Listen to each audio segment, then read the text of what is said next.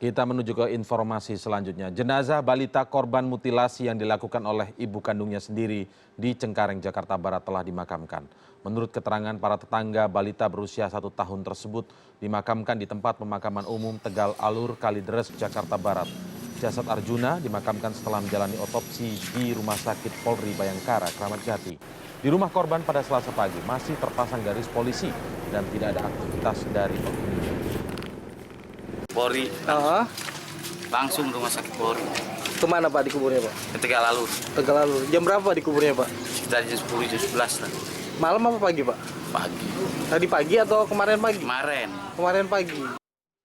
Sementara itu, M yang diduga membunuh dan memutilasi anak kandungnya kini menjalani perawatan di ruang isolasi ditemani sejumlah keluarga.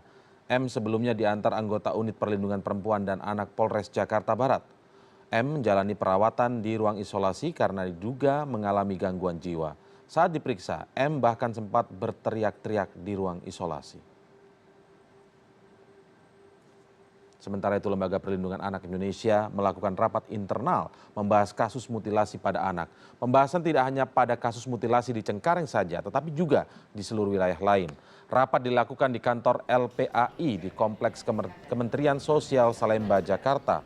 Kasus mutilasi yang dilakukan ibu kandung pada anaknya di Cengkareng bukanlah peristiwa satu-satunya. Ada kasus mutilasi lain yang melibatkan anak-anak yang tengah dibahas di LPAI. Setelah rapat internal, Ketua LPAI Seto Mulyadi akan menuju Rumah Sakit Polri untuk menjenguk pelaku mutilasi. Menurut Kak Seto, pelaku saat melakukan tindakan keji itu dalam kondisi kejiwaan yang sakit. Karenanya LPAI akan mempelajari kasus ini. Dan masalahnya adalah ini dilakukan oleh orang yang sakit, jadi tidak bisa dipidana, tidak bisa disalahkan karena dalam keadaan sakit jiwa.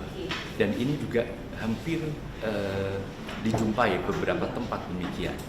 Sehingga dalam hal ini mungkin yang paling penting adalah juga pemberdayaan masyarakat dalam keluarga yang lebih besar, yaitu RT dan RW.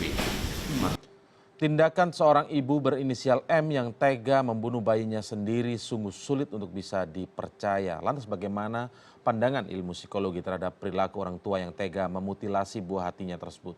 Untuk membahasnya kita sudah terhubung melalui sambungan telepon dengan seorang psikolog, Elizabeth Santosa. Selamat siang, Ibu Elizabeth. Halo, selamat siang. Baik, Ibu Elizabeth, kami ingin pendapat Ibu Elizabeth secara umum apa sih yang terjadi pada kejiwaan dari pelaku M ini?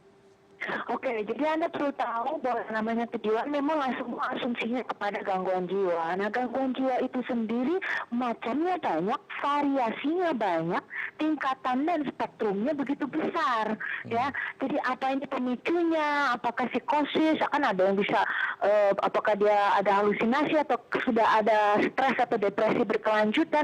Itu belum bisa dipastikan. Jadi artinya asumsi pasti ke arah sana, ke arah gangguan jiwa. Untuk menegakkan diagnosanya hanya yang memeriksa yang bisa. Baik. Tetapi dari secara umum ada tidak kasus-kasus yang terjadi seperti ini? Misalnya dia adalah seorang ibu, kemudian dia melakukan hal yang sangat keji. Saya mohon maaf sekali menggunakan kata mutilasi ini kepada anaknya sendiri begitu. Apa yang secara umum terjadi begitu dari yang Anda pelajari, Bu Elizabeth? Kasus ini memang artinya tentunya pasti jarang, dalam artian memang secara statistik pasti kasuistik ya. Karena ini kan tindakan yang dalam arti kata pembunuhan terhadap anak dan juga ada faktor ada kekejian di sini. Kembali lagi agak sulit dikarenakan kita tidak melakukan pemeriksaan. Bisa saja kita mempunyai beberapa asumsi. Misalnya ya dalam keadaan stres berat, stres akut, depresi yang bisa ada agresinya. Biasanya kalau misalnya saya atau tim-tim psikolog lain yang memang menangani, pasti kita akan mencari data. Data dalam artian selain data wawancara, data grafis dan sebagainya, kita juga mencari data bagaimana pola asuh ibu ini terhadap misalnya anak pertama. Ini kan anak kedua ya? Iya. Nah, berarti ada anak pertama. Apakah dari dulu anak pertama suka dipukul? Sudahkah ada tindak kekerasan?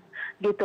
Dan bagaimana pola hubungan dengan suaminya? Apakah ibu ini juga korban kekerasankah? Atau memang suka bicara sendiri, suka berhalusinasi? Itu bisa harus diwawancara untuk bisa mendapatkan suatu menegakkan diagnosa yang ini benar gangguan jiwa yang organik yang memang dalam artian psikosis berat, bukan juga dikarenakan faktor luar, tapi juga ada genetik yang terlibat di dalamnya gitu, ada bawaan, karakter bawaan. Gitu. Oh, jadi selain Anda sebutkan tadi kemungkinan ada faktor latar belakang keluarga, misalnya hubungan dengan suami, lalu pola asuh terhadap anak, misalnya kondisi perekonomian keluarga yang mempengaruhi tingkat stres, misalnya seperti itu. Ada juga yang memang dari faktor bawaan dirinya sendiri begitu Bu ya? Kita sebut bawaan diri. Jadi kalau di luar negeri ada 4 macam, misalnya hukuman yang dijatuhkan. Pertama, bersalah, begitu kan ya. Ada yang namanya bersalah tapi mentally ill. Bersalah namun gangguan mentally ill itu disebut ada gangguan jiwa, ya. Gangguan jiwa, tapi gangguan jiwanya masih dipikir dikarenakan dia masih bertanggung jawab dirinya. Tapi ada di luar negeri yang dikatakan tidak bersalah, not guilty by reason of insanity. Tidak bersalah karena alasan insanity. Jadi ada 2 kata nih, mentally ill dan insanity. Nah, di Indonesia ini suka rancu dan dianggap gangguan jadi jiwa, satu gangguan jiwa. Ternyata ada mentally ill, ada juga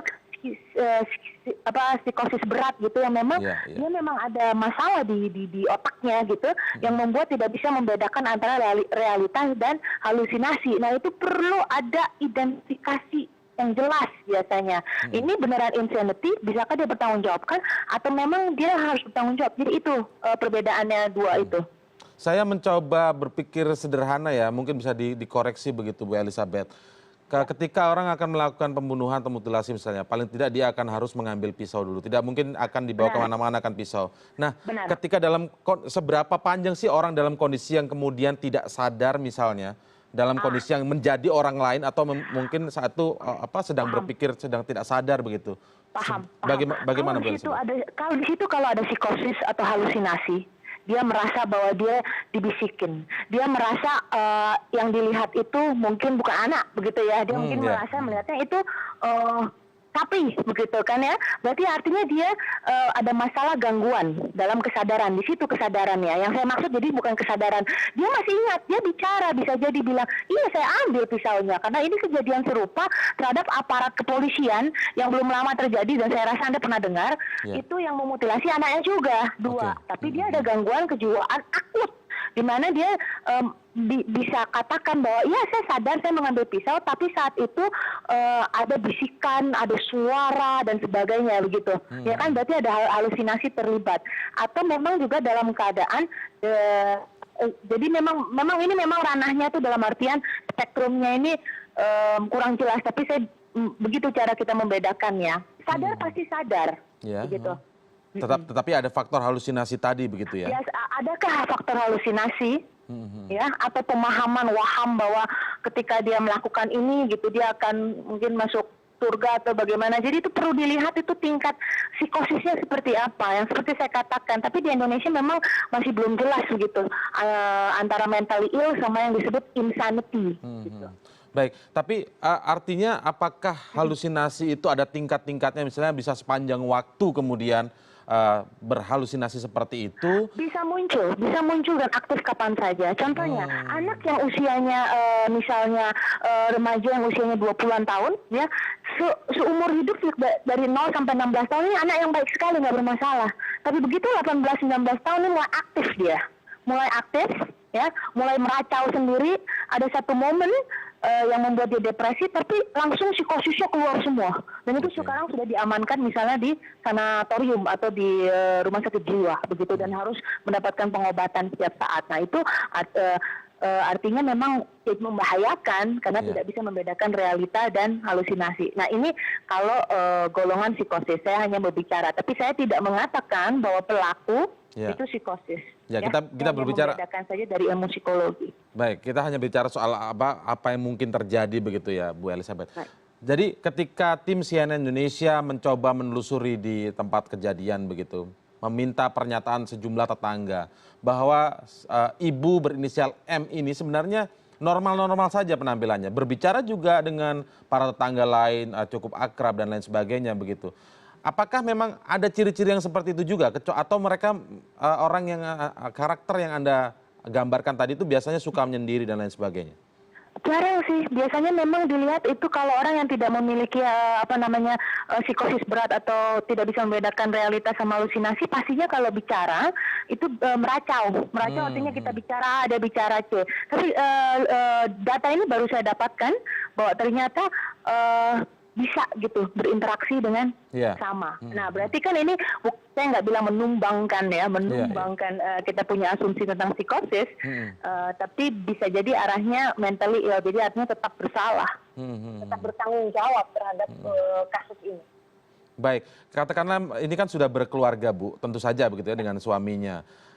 Gejala-gejala apa sih sebenarnya yang bisa diketahui oleh misalnya pasangan hidupnya atau orang-orang yang tentu saja kan ini ingin menolong juga kan, bukan kemudian itu apa gambaran yang bisa gejala-gejala yang bisa diketahui secara kasat mata? Karena biasanya gangguan seperti ini itu gagal dilihat, gagal dideteksi sejak dini, ya.